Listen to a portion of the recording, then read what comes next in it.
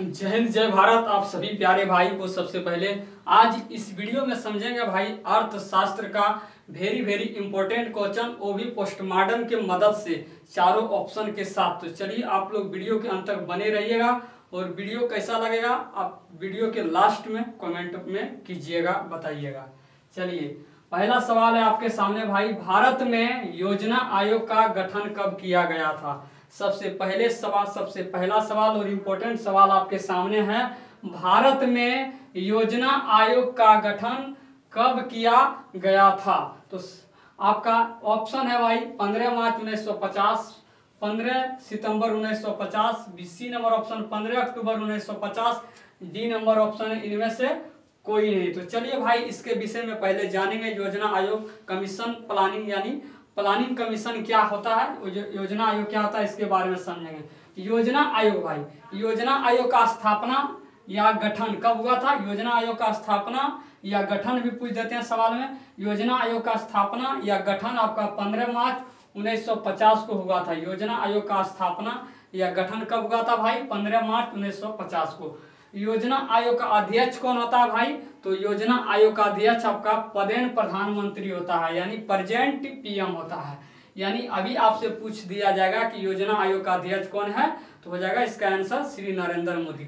लेकिन यहाँ सवाल कुछ अलग ही कर रहे हैं। चलिए इसमें आप समझेंगे इसके कार्य क्या होता है योजना आयोग का। तो इनका कार्य होता है पंचवर्षीय योजना का निर्माण करना, यानी 5 साल के लिए योजना का क्या करना भाई? निर्माण करना, यानी कह सकते हैं पंचवर्षीय योजना का निर्माण करना इनका कार्य है। चलिए आप समझेंगे भाई। आप यहाँ पर आपका क्वेश्चन क्या है, भारत में योजना आयोग का गठन कब किया गया था? तो भाई बताइए भारत में योजना आयोग का गठन कब किया गया था? 15 मार्च 1950 को योजना आयोग का गठन किया गया था। किस ऑप्शन में है 15 मार्च 1950? A number option. In this question right answer option number A. इसके विषय में और कुछ बातें डिटेल से समझ लेते हैं भाई। पूछ देता है योजना आयोग का प्रथम अध्यक्ष कौन था? तो योजना आयोग का प्रथम अध्यक्ष भाई पंडित जवाहरलाल नेहरू जी थे। और योजना आयोग का अंतिम अध्यक्ष कौन है? तो आपका श्री नरेंद्र मोदी। चलिए अब दूसरे सवाल की ओर हम बढ़ जाते हैं भाई। इनमें किसको प्राथमिक क्षेत्र भी कहा जाता है? इनमें किसको प्राथमिक क्षेत्र भी कहा जाता है? ए नंबर ऑप्शन है सेवा क्षेत्र, बी नंबर है कृषि क्षेत्र, सी नंबर है आपका औद्योगिक क्षेत्र, डी नंबर इनमें से कोई नहीं, नन ऑफ दीज। चलिए इसके क्षेत्र के बारे में समझेंगे। हमारे अर्थशास्त्र में क्षेत्रक जो होता है, सेक्टर्स जो होता है भाई 3 तरह के होते हैं। कितने तरह के होते हैं? 3 तरह के। पहला आपका प्राथमिक क्षेत्र, दूसरा आपका होता है द्वितीयक क्षेत्र और तीसरा होता है आपका तृतीयक क्षेत्र। प्राथमिक क्षेत्र में भाई आपका कृषि प्राथमिक क्षेत्र में आता है, और द्वितीयक क्षेत्र में आपका उद्योग आ जाता है, और तृतीयक क्षेत्र में सेवा क्षेत्र आ जाता है।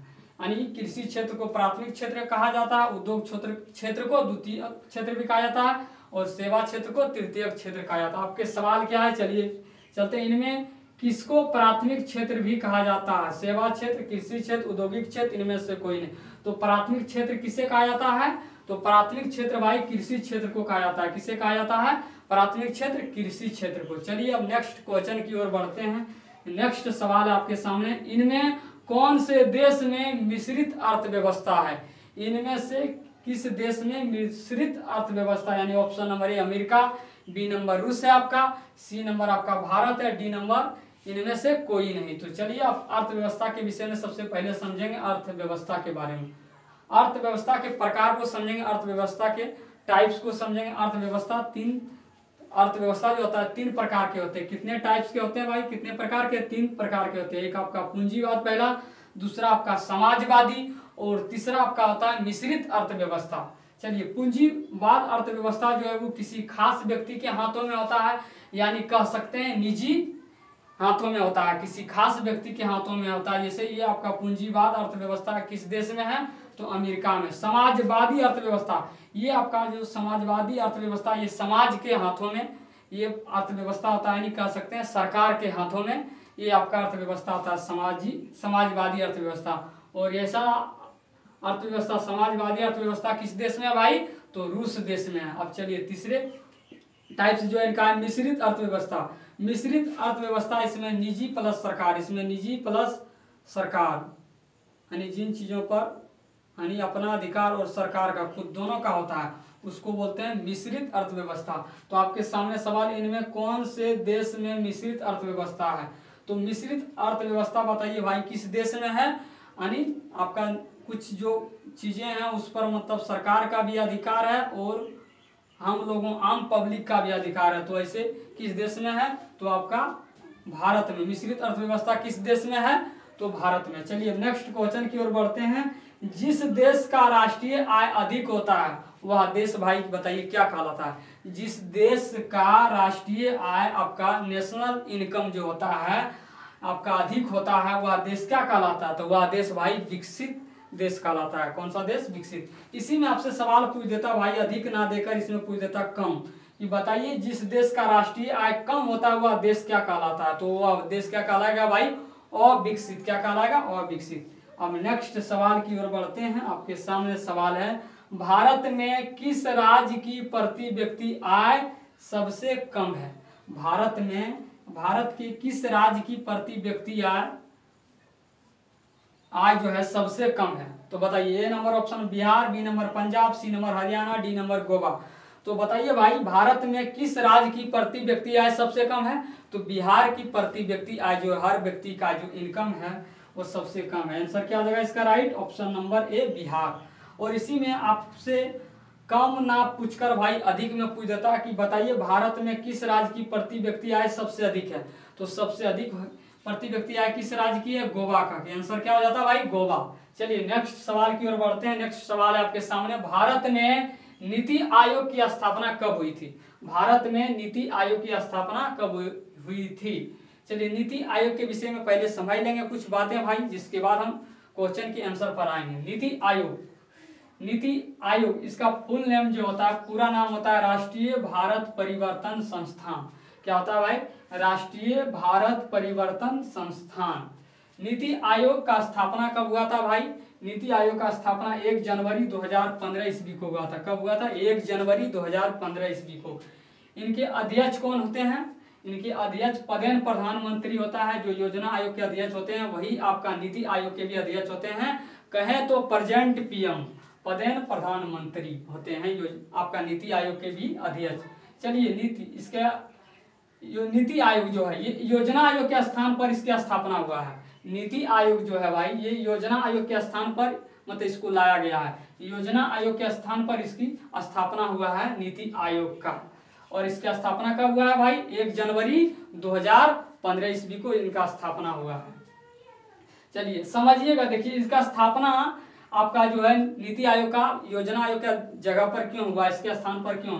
देखिए नाम ये है राष्ट्रीय भारत परिवर्तन संस्थान। परिवर्तन कब होता है? कोई चीज जब बदल जाता है भाई तो उसको हम परिवर्तन कहते हैं। तो देखिए आपका योजना आयोग को मतलब उनका नाम हटाकर इसके जगह पर कौन सा आयोग लाया गया? नीति आयोग। इनके जगह पर किस आयोग का स्थापना किया गया? नीति आयोग का। योजना आयोग के स्थान पर इसकी स्थापना हुई नीति आयोग की।